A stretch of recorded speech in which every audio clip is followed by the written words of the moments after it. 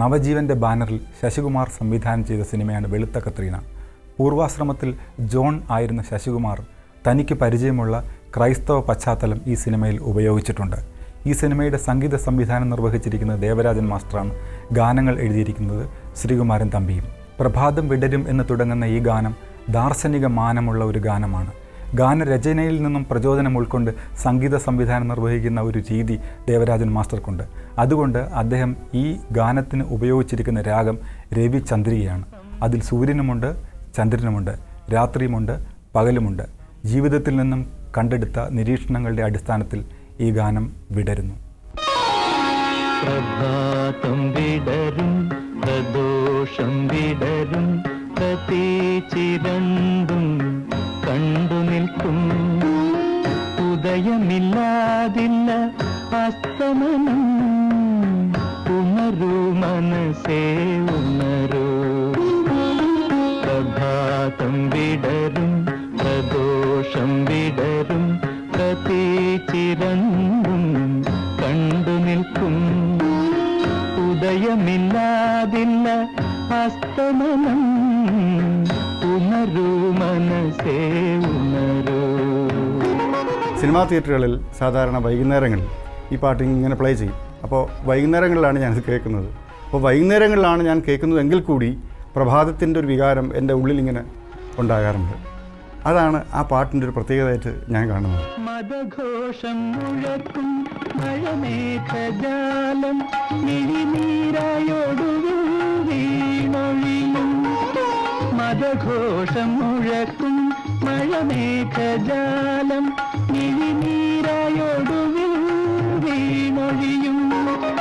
ഒരു നാളിൽ വളരും, മറുനാളിൽ തളരും, ഓരോ ശക്തിയും മണ്ണിൽ. ഒരു നാളിൽ വളരും, മറുനാളിൽ തളരും, ഓരോ ശക്തിയും മണ്ണിൽ. പ്രഭാതം വിടരും, പ്രദോഷം വിടരും, പ്രതീചിരണ്ടും കണ്ടു നിൽക്കും. ഉദയമില്ലാതില്ല അസ്തമനം, ഉണരൂ മനസ്സേ ഉണരൂ. ശ്രീകുമാരൻ തമ്പി എന്ന മഹാനായ കവി എന്ന് തന്നെ പറയേണ്ടി വരും. അദ്ദേഹത്തിൻ്റെ മനോഹരമായൊരു റൊമാൻറ്റിക് ഗാനമാണ് വെളുത്ത കത്രീനയിലെ മകരം പോയിട്ടും മാടമുണർന്നിട്ടും എന്ന ഗാനം.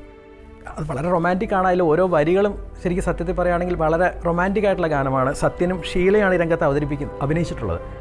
ഇതിൽ തമ്പി സാർ ബേസിക്കലി ഒരു എഞ്ചിനീയർ ആണല്ലോ. സോ അദ്ദേഹത്തിൻ്റെ ഉള്ളിലെ സയൻസ് വർക്കൗട്ട് ചെയ്തിരിക്കുന്നത് ഞാൻ ചെറിയൊരു ഉദാഹരണം പറയാം. ഇതിൻ്റെ ചരണത്തിൽ വരുന്ന മിന്നാതെ മിന്നുന്ന മിന്നാമിനുങ്ങെ ഒന്നുറങ്ങാനുള്ള ചൂടുണ്ടോ എന്ന ഒരു വരിയുണ്ട്. ശരിക്കും സത്യത്തിൽ മിന്നാമിനുങ്ങ മിന്നുന്നില്ലല്ലോ, അത് നമുക്കെല്ലാവർക്കും അറിയാം. മിന്നുന്നതായിട്ട് നമുക്ക് തോന്നുകയാണ് ശരിക്കും സത്യത്തിൽ. അപ്പം മിന്നാതെ മിന്നുന്ന മിന്നാമിനുങ്ങെ ഒന്നുറങ്ങാനുള്ള ചൂടുണ്ടോ എന്ന് അദ്ദേഹം ചോദിച്ചിരിക്കുന്ന ആ റൊമാൻറ്റിക് ആയിട്ടുള്ള ആ വരി തമ്പി സാറിന് മാത്രമേ എഴുതാൻ കഴിയുള്ളൂ എന്നുള്ളതാണ് എൻ്റെ ഒരു അഭിപ്രായം.